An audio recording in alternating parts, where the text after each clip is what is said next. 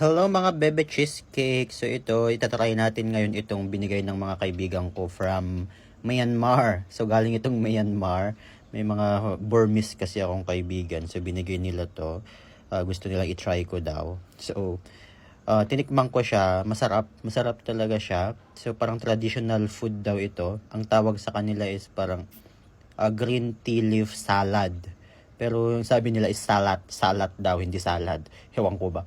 Tapos ano siya, itong parang dahon-dahon na to, ito yung green tea leaf. Para daw siyang fermented green tea leaf.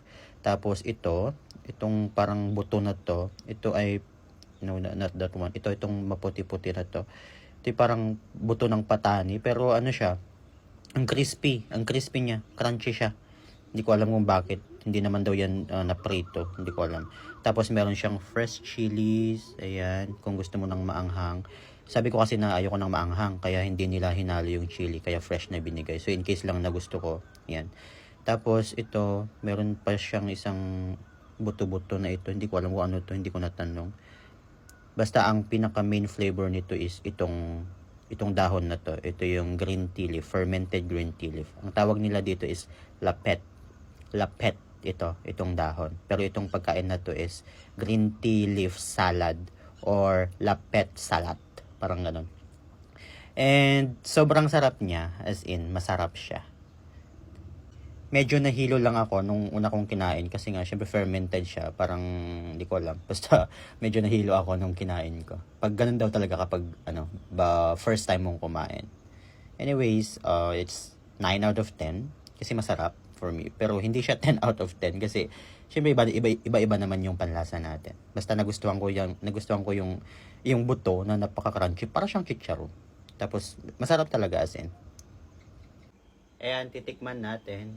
Actually, natikman ko na to kanina. Tira ko na lang to. Ang dami kasi. Ayan. Sarap. Sobra. Ito talaga yung na-amaze ako dito sa buto na to. Ang crunchy kasi niya. Para siyang chicharon. Tapos may sili. Actually, back in the Philippines, mahilig ako sa sili. Pero nang nandito na ako sa Thailand, yung level ng sili doon sa Pinas, mas sobra dito. Sobra, as in. Kaya hindi ako masyadong nagsisili dito.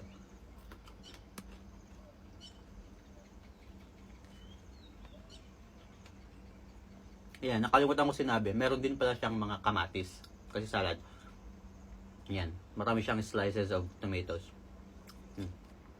Kasi nang sarap. Dati nung tinikman ko itong dahon na to, para siyang yung dahon ng yung lasa niya is parang dahon ng sitaw. Yung talbos ng sitaw, parang ganun yung lasa niya.